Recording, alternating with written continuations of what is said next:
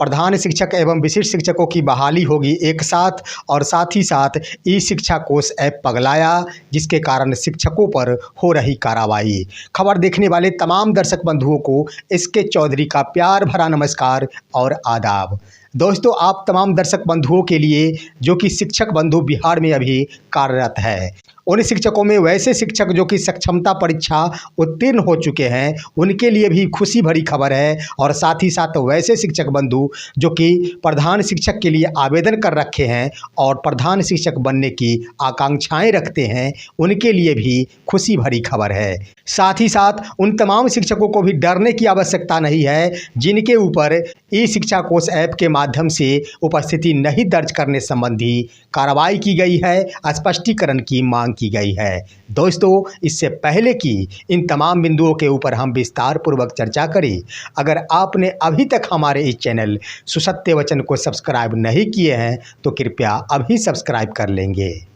दोस्तों, बिहार शिक्षा विभाग के अंतर्गत एक तरफ जहां तमाम नियोजित शिक्षकों को विशिष्ट शिक्षक बनाने की कवायद शुरू है, वहीं अब शिक्षा विभाग बिहार में प्रधान शिक्षक बहाली की भी प्रक्रिया की शुरुआत कर दी है। इसके संबंध में एक पत्र भी जारी हुआ है जो बीते 25 सितंबर 2024 को जारी किया गया है।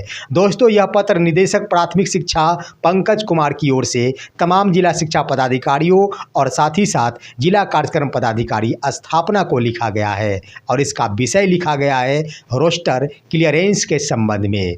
दोस्तों, बताते चलिए कि इससे पूर्व भी रोस्टर क्लियरेंस संबंधी पत्र तमाम जिला शिक्षा पदाधिकारियों को निदेशक के द्वारा भेजा गया था, जिसके अंतर्गत जिला शिक्षा पदाधिकारियों द्वारा राज्य स्तर को रोस्टर क्लियरेंस संबंधी प्रतिवेदन उपलब्ध करा दिया गया था।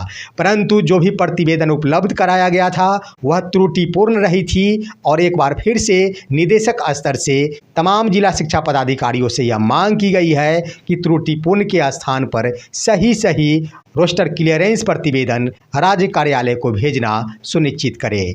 दोस्तों, इससे पहले जो भी गलतियां हुई थी, जो भी त्रुटिपूर्ण प्रतिवेदन राज्य स्तर को प्राप्त हुए थे, उसके संबंध में जारी किए गए पत्र में उल्लेख किया गया है कि जिला शिक्षा पदाधिकारियों द्वारा रोस्टर क्लियरेंस के क्रम में वैसे विद्यालयों की भी गिनती कर ली गई है जो कि कक्षा 1 से लेकर 8 तक की है। यानी कहने का अर्थ ये हुआ कि जिला शिक्षा पदाधिकारियों द्वारा कक्षा 1 से लेकर 8 तक के लिए प्रधान शिक्षक के बहाली संबंधी रोस्टर क्लियरेंस करते हुए राज्य मुख्यालय को भेज दिया गया था।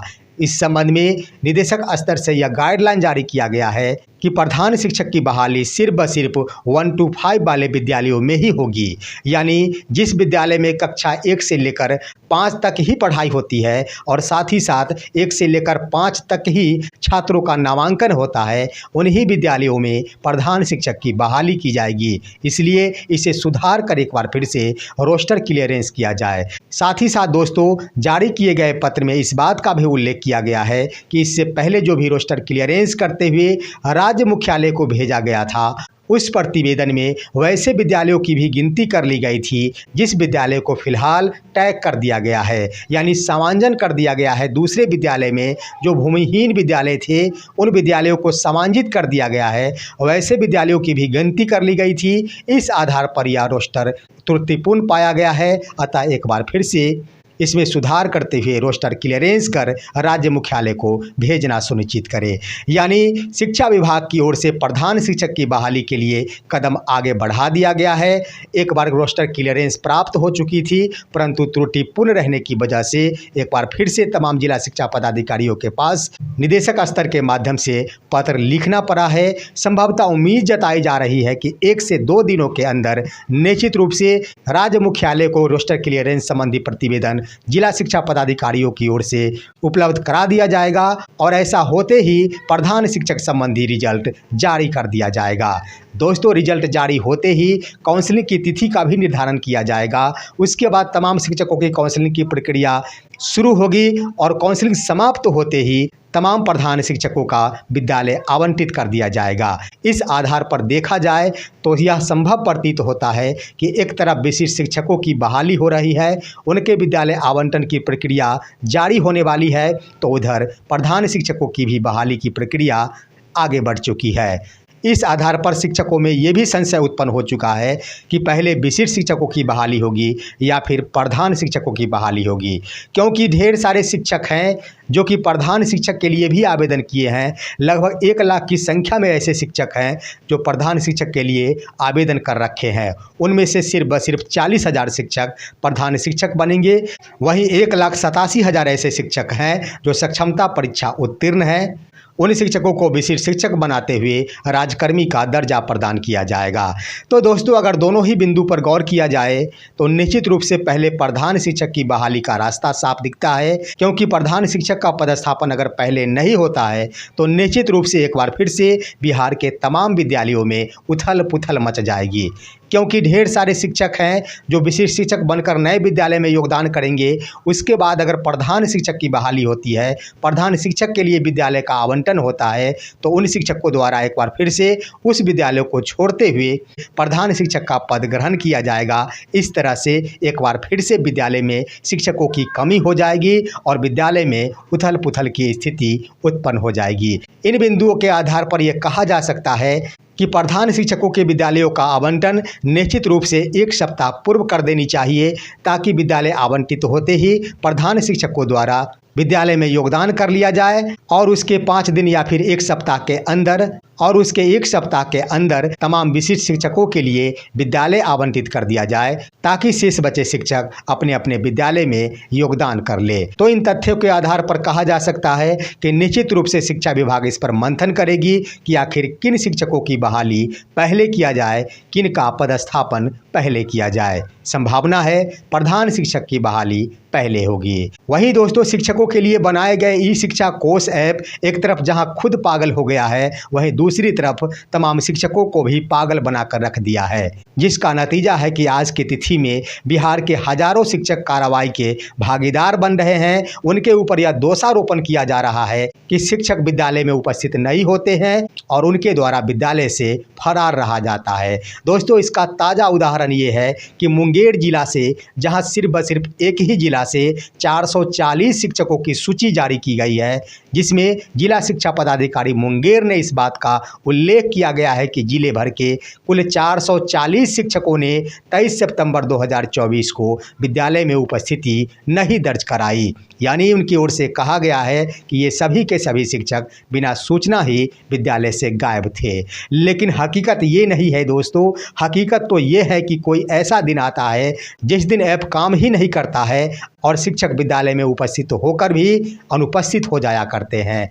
दोस्तों, आपके मन में ये सवाल उठता होगा या फिर ऑडियंस के मन में ये सवाल उठ रहा होगा कि दो विकल्प जब दिए गए हैं, एक संबंधित शिक्षक के अपने ही मोबाइल से अटेंडेंस बनाने की सुविधा प्रदान की गई है, तो दूसरी तरफ प्रधानाध्यापक के मोबाइल से भी अटेंडेंस बनाने की सुविधा प्रदान की गई है। लेकिन दोनों में ही अंतर है। एक तरफ जहां शिक्षा विभाग द्वारा पहले ही यह दिशा निर्देश दिया जा चुका है कि 1 घंटा विलंब से उपस्थिति बनाने के बाद आधे दिन की सीएल की स्वीकृति मानी जाएगी, और वहीं प्रधानाध्यापक के मोबाइल से अगर आप अटेंडेंस बनाते हैं तो 10 बजे से पहले आप नहीं बना सकते हैं। प्रधानाध्यापक के मोबाइल से 10 बजे के बाद ही अपनी उपस्थिति दर्ज करा सकते हैं। तो ये खामियां हैं शिक्षा विभाग द्वारा लॉन्च किए गए ई शिक्षा कोष ऐप में, जिन खामियों को झांपने के लिए शिक्षा विभाग की ओर से शिक्षकों से स्पष्टीकरण की मांग की जाती है और शिक्षकों पर कार्रवाई की जाती है। दोस्तों, यही मुद्दा है पश्चिमी चंपारण जिले के भी। वहाँ भी ढेर सारे शिक्षकों पर कार्रवाई की गई है और उनसे स्पष्टीकरण की मांग की गई है। इतना ही नहीं दोस्तों, अटेंडेंस नहीं बनाने के एवज में अनुशासनिक कार्रवाई संबंधी पत्र भी लिखा गया है। लेकिन हम बताते चले कि एसीएस डॉक्टर एस सिद्धार्थ द्वारा 3 दिन पहले एक पत्र जारी किया गया था, जिसमें इस बात का उल्लेख कर दिया गया था कि अगर शिक्षक उपस्थित नहीं होते हैं तो उनके वेतन की कटौती कर ली जाए, लेकिन किसी भी परिस्थिति में उनका वेतन स्थगित नहीं किया जाए। साथ ही साथ अगर कोई गलती की जाती है तो इसके लिए अनुशासनात्मक कार्रवाई की जाए। तो दोस्तों, यहाँ पर है कि एसीएस द्वारा कहा गया कि शिक्षक अनुपस्थित रहते हैं तो अनुपस्थित दिन के वेतन की कटौती कर ली जाए। तो निश्चित रूप से वेतन की कटौती कर लेनी चाहिए, और वो भी तब करनी चाहिए जब शिक्षक वास्तव में विद्यालय में उपस्थित नहीं है। हकीकत ये है कि ऐप पर शिक्षक अनुपस्थित रहते हैं, परंतु विद्यालय के रजिस्टर में ऑफलाइन के माध्यम से भौतिक रूप से वे शिक्षक विद्यालय में उपस्थित रहते हैं। जब ऐसी परिस्थिति है तो जिला शिक्षा पदाधिकारियों को कम से कम पत्र जारी करने से पहले संबंधित विद्यालय से यह आंकड़ा मांग लेनी चाहिए थी कि शिक्षक विद्यालय में उपस्थित हैं या फिर नहीं है। उसके बाद ही सूची जारी करनी चाहिए थी। सिर्फ व सिर्फ ऑनलाइन के माध्यम से सूची जारी कर दिया जाना कि 440 शिक्षक अनुपस्थित रहे हैं, ये कहीं से भी सही प्रतीत नहीं होता है। सिर्फ व सिर्फ कहा जाए तो शिक्षकों के ऊपर दोषारोपण मढ़ा जा रहा है और शिक्षकों को जानबूझकर परेशान किया जा रहा है। दोस्तों, इतना ही नहीं, ई शिक्षा कोष ऐप में ढेर सारी खामियां हैं।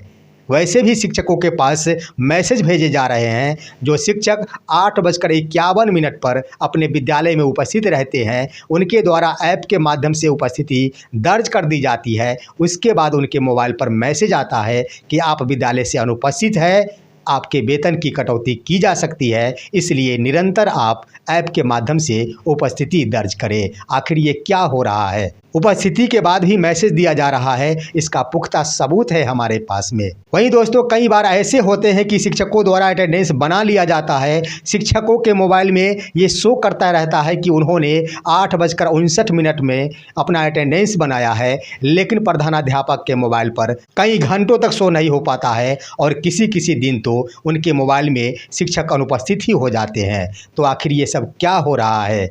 क्या जानबूझकर ई शिक्षा कोष ऐप में डिफ़ॉल्ट उत्पन्न किया जा रहा है ताकि आम जनों के बीच यह सूचना पहुंचाई जाए कि शिक्षकों को तंग किया जा रहा है नीतीश कुमार के द्वारा?